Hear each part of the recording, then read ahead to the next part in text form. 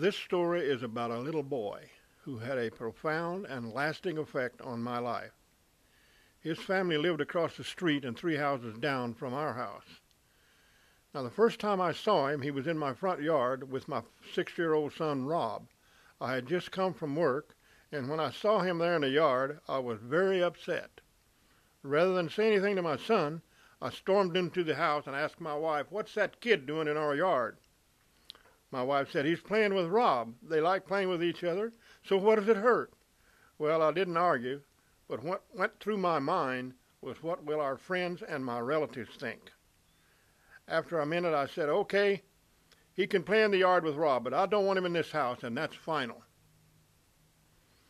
After, I guess, maybe a few days or a week, I came home, and there he was, lying on the floor watching TV with Rob. I didn't know what to say, and Velda again said, "What does it hurt? They get along good, and they don't cause any trouble. You should be ashamed of yourself anyway. He's just a little boy." Well, my next threat was, "He's not to eat here. He's not to sit at our table. Is that clear?" Well, about a couple of weeks later, I was working close to my house and decided to go home for lunch. I walked into the house, and lo and behold, there he was, sitting at the table having dinner with Rob.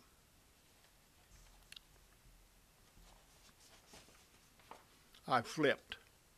But I lost that argument also.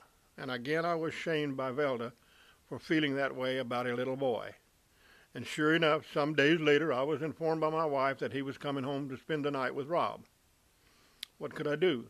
She shamed me again for worrying about one little boy. Well, he soon became a regular around the house and came and went as he pleased, and Rob did the same at his house.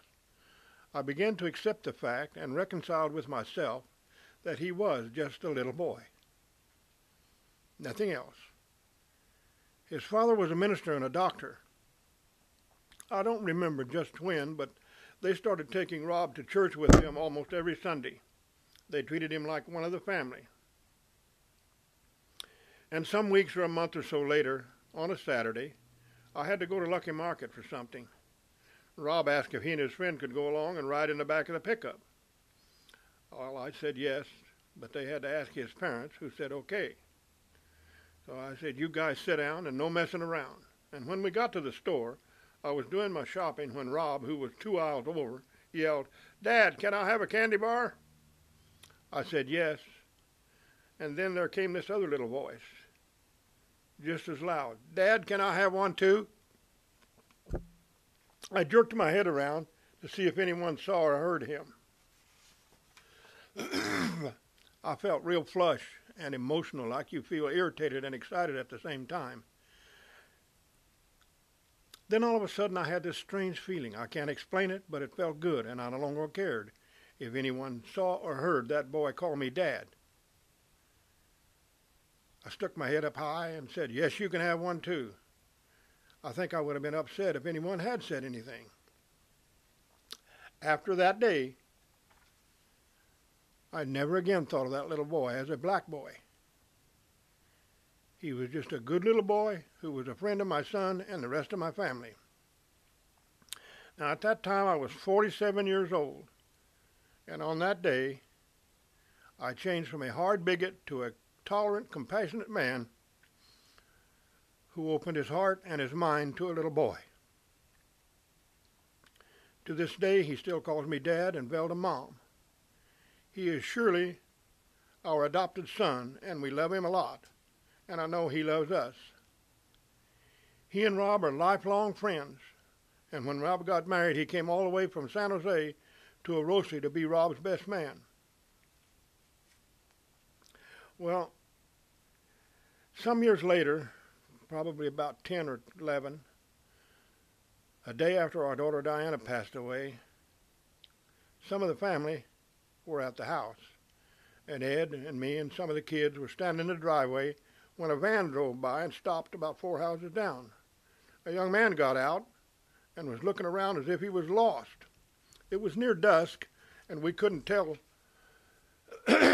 who he was. And Ed hollered at him and said, "Can I help you?" He said, "I'm looking for the Bonners." It said you found them. He came running toward us with tears in his eyes and said, I was afraid I wasn't going to find you.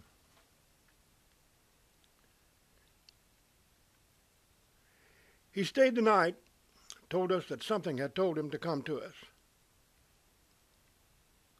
He had to leave the next morning, but would be back the next day for Diana's funeral. During the funeral, when the minister had finished, he asked if anyone had any words to add.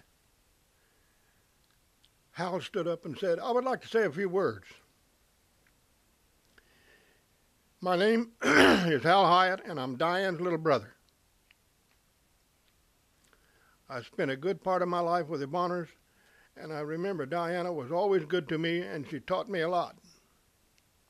And I know God sent me here today.